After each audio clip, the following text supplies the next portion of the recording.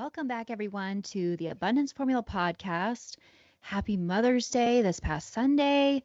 We had an amazing day here at my house. I got to sleep in, which was amazing. I actually got to sleep until like 9 o'clock. It felt like I slept till noon.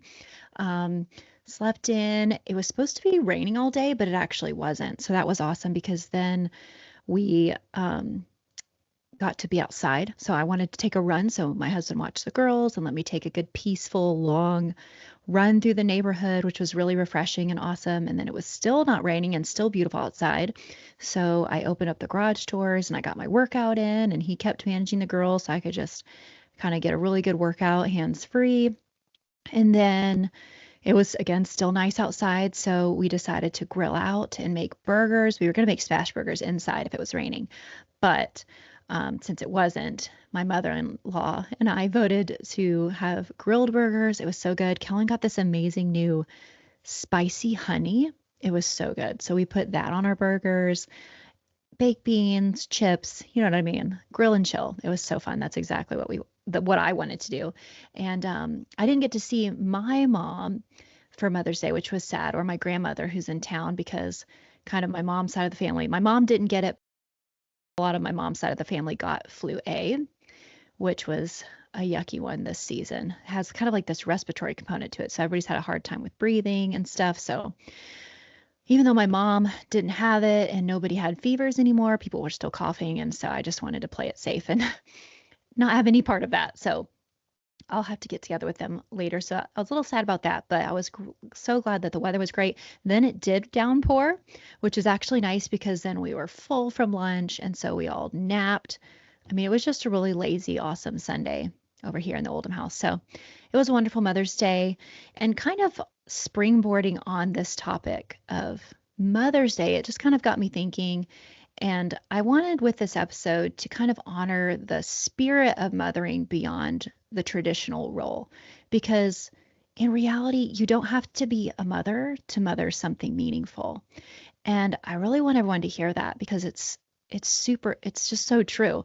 The true power of motherhood lies not in just having children, but it's in the deeper meaning and the essence that that role embodies. And that's something that is not limited to biology alone at all. So if you're nurturing something in your life, if you're nurturing your healing, if you're nurturing a business, if you're nurturing other young people that aren't your children but are looking to you as examples for, this beacon of light of how to live their life, what's possible, that's huge. And that's the stuff that leaves a lasting imprint on everything that it touches, and that shapes lives and legacy. And that's what we're all here to do. And so I got to thinking, I was like, okay, for anybody listening, which is anybody that basically this episode's for anyone that's just wanting to live on purpose and in purpose and with the utmost meaning that they personally can. And so I thought of what are three essences? I don't know that that's a real word, but three essences of this concept of motherhood that we can reflect on in each of our lives and either gain further clarity on it or just touch base with ourselves and see where we're at, just to make sure that we feel like we are ready to continue living the most meaningful life that we can. And also to frankly pat yourself on the back to realize like you're doing all these things. And I'm so proud of you. And I'm so grateful that you're here and that you should all be celebrated because you're all living meaningful lives. So here's three different essences that you can kind of sit down and make a little checklist for yourself. And you might be in a different space of these three, or you might be in all three at once. You'll see there kind of could be different seasons of your meaningful purpose that you're in. But so essence number one is conceive with intention. So just like life begins with conception, meaningful work begins with a clear and intentional vision. So if this isn't something you've done before, really sit down with yourself and ask some questions like, what do I want to be remembered for when I'm gone? Or even just when I'm not in the room, what do I want people to like describe me as? What kind of person do I want them to say that I am? How do I treat people? What are, yes, some things maybe that you want people to say you've accomplished? What kind of legacy do you want to leave? There's a lot of ways you can do this. You can do it from listing like that. Some people prefer to even say to write your eulogy because again, that's how do you want to be remembered when you're not here anymore? What do you want to leave behind? What feelings do you want people to have about you? What things do you potentially want to have accomplished or to have made happen, or differences you've made? And then when you've really fleshed that out a little bit, and again, we wear so many different hats, we wear so many different roles in our lives. So this could be in different categories for you to kind of think about so that you can wrap your mind around it depending on what hat you're wearing that day. It's good to get as clear as you can so that you can really live the most intentional life possible. But once you've kind of thought about that, then think about, well, what avenues can I use as vehicles to bring this legacy to life, right? So that's number one, conceive with intention. Really think about getting clear on an intentional vision. What do you want to leave here? What kind of legacy do you want to have? What kind of difference do you want to make? And who do you want people to see you as? How you treated people, the type of work you did, or your contribution to your community, whatever that may be. Essence number 2 is nurture with consistency.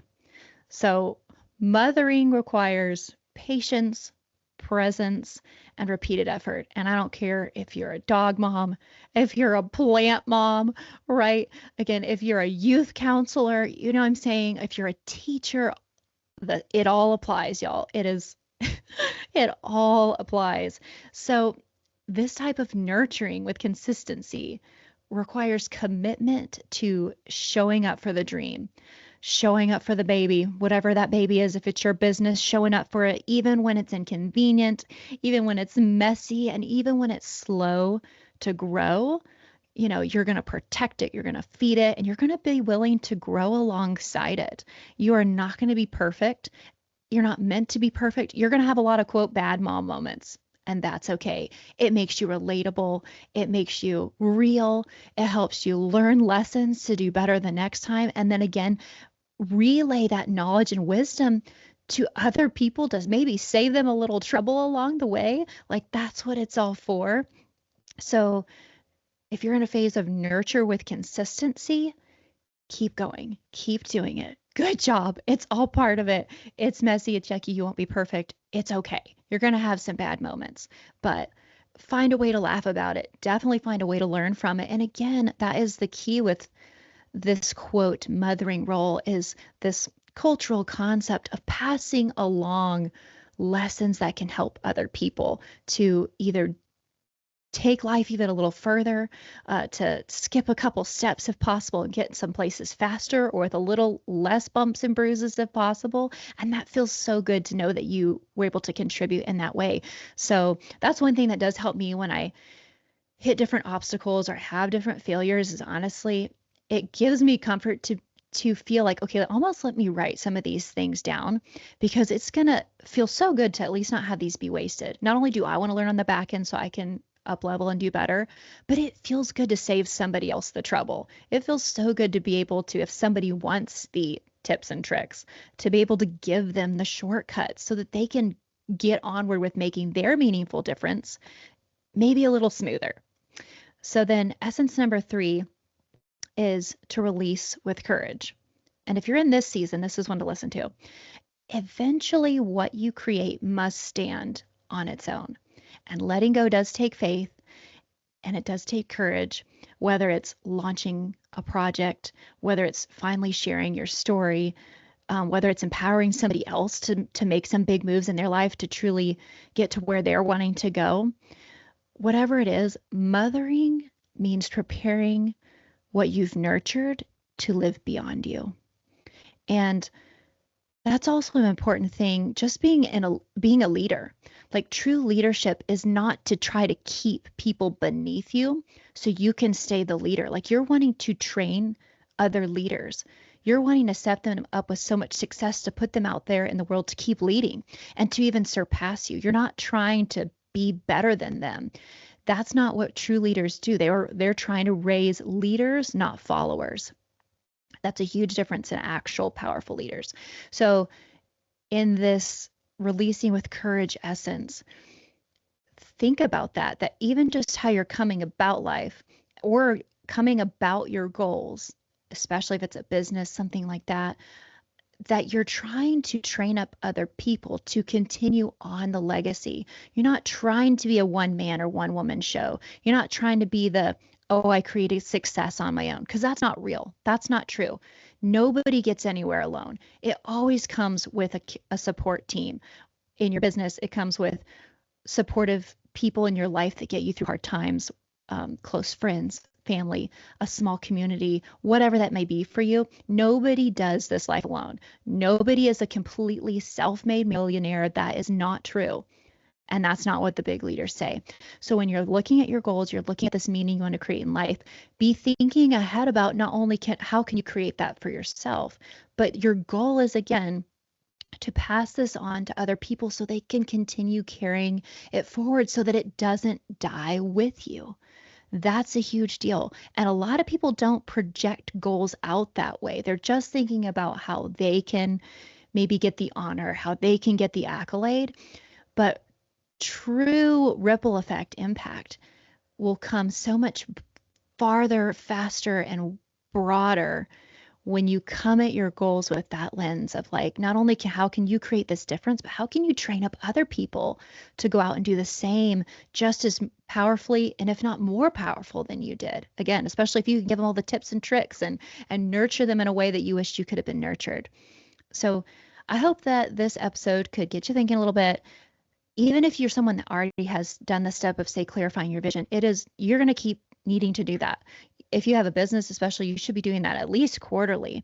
But even no matter what phase of life, whether it's a business or whatever, just as a person, you're going to change. And the legacy you used to think you want to leave could shift a little bit. So it's always so good to reground yourself and like, what am I doing? Especially if you are in a grind and you've been chasing and moving and going and pushing and goal setting and reaching and, all of that stuff. It's going to just keep going until we're not here anymore.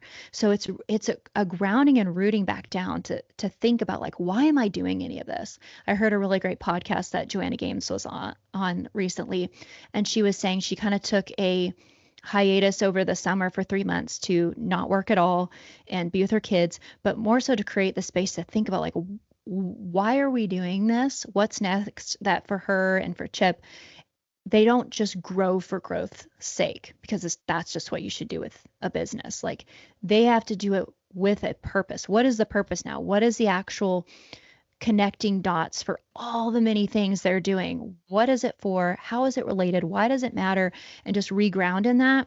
And so even people like her at the top are doing this consistently. And she said she's going to do this every summer now because it gave her so much clarity on what was next. And so then to get back to the hustle and grind didn't feel like such a grind anymore, because you were reignited and like the light of why you're doing the things you're doing. And it gives you that strength to pursue when things get hard, and to remember what it is you're wanting to pass on to people, pass on to your children, pass on to other people's children, and everyone's watching. So again, you don't have to have children to play this powerful role. People are always watching you, whether it's other people's kids, whether it's coworkers, it's clients, strangers. People are watching how you're living your life, how you are moving through obstacles, how you deal with failure, how you talk to yourself, how you treat yourself. All of that matters. And that shouldn't make you feel pressure. That should inspire you, because you're looking at people too. Inspire you to just do the best you can.